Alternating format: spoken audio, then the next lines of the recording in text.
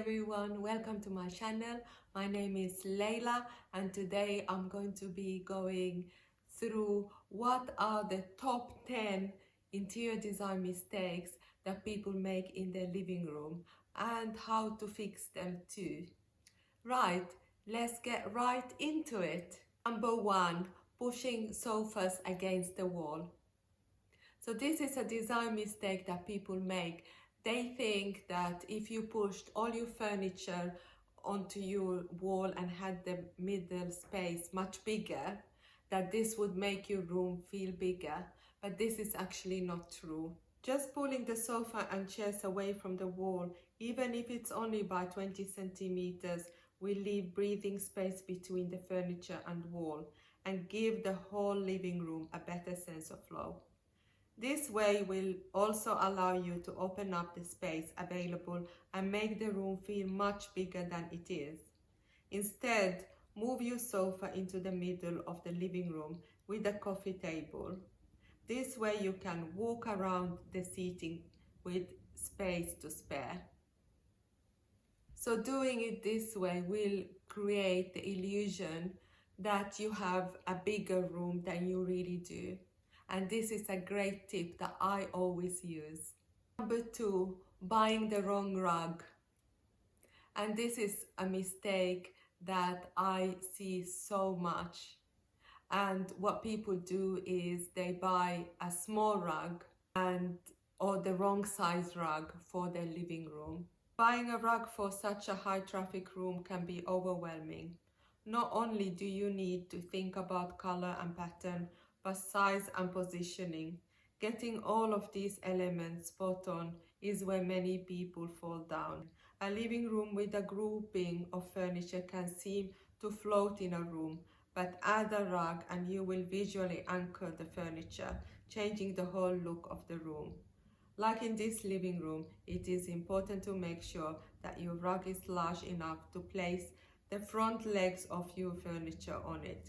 This will give you the designer look and make your room look balanced. As a result, it will make it look bigger. Moving on to number 3, and that is having too much furniture.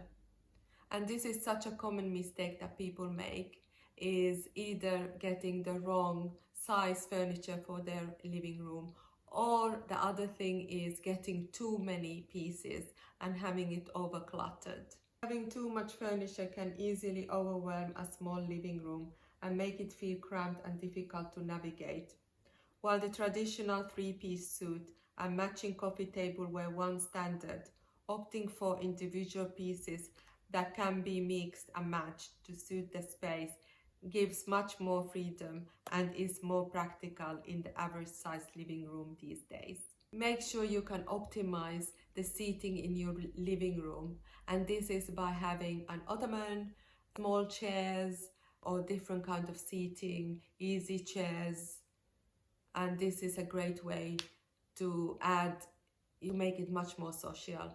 Your sofas and armchairs are an investment that will be with you for years to come, so make sure you pick designs you truly love that are super comfortable and suit your needs. Number 4, not creating a focal point. So in living rooms, it is a really great way to make it look amazing is if you had a focal point. So a focal point, what it means is something that you see first when you come into the room. A fireplace makes a natural living room focal point with furniture arranged sociably around it so that the room feels welcoming and inviting. In a living room without a fireplace, a TV wall can also act as a focal point, like was done here. An alternative is to have great wallpaper design that acts as a focal point, or even colorful ottoman in the middle of the room, like in this room. Number 5, hanging art in the wrong height. Having art, painting, drawings, pictures on your wall in your living room is a great way to add character and color and personality into your room. However, a major issue I always pick up on is when the artwork is hung incorrectly. It can be a fabulous piece of art, but hanging it too low or too high can completely ruin the aesthetics. Selecting the correct artwork in the right size is a key when you start looking at art for your living room. If a single piece is to be hung above a sofa or sideboard, make sure that it measures at least 2/3 of the width of the piece of furniture, as done here. This will create a more balanced look. Or aim for a similar size composition if arranged with a group of pictures, like was done here. Then aim to hang the artwork roughly at eye level and with 25 centimeters or less, so in between the bottom of the picture frame and the piece of furniture. Any higher and it would look like the picture is floating away. So this is a mistake that can be avoided easily. Moving on to number 6, and that is having one source of light. So this is a mistake that people make a lot. They either have just one source of light, like a chandelier, or then they have lots of spotlights. Where possible, try and use lighting that you can layer to allow you to have the right light sources and enough light for various tasks. I prefer lamps and subtle downlights that light something specific, your books, for instance, or next to the art. I also love having table lights behind the sofa like here, so you can use these lights for reading. Make sure you supplement any ceiling lights with wall, floor, or table lights. I always recommend fitting all your lighting on a dimmer source so you can control all the lighting differently and have mood lighting. Number 7, not having enough storage. Living rooms can be messy, and that is because there is not enough storage space to put all the items back away. The best living room storage ideas can transform the busiest of lounges from cluttered to calm. Keep storage stylish, compact, and multifunctional. You don't need to use your living room as a storeroom, but it's handy to have built-in storage for items such as magazines, blankets, books, and ornaments. If you are a household with kids, then you would have lots of toys that the kids are using.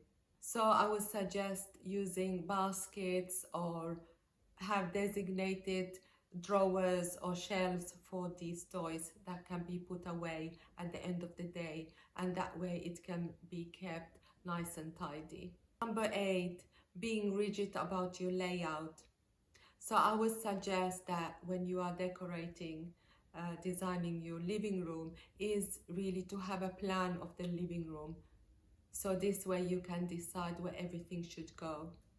And this is a mistake I see all the time, people not doing a drawing of their living room. The best way to do this is choose a focal point such as TV, fireplace, or even a painting.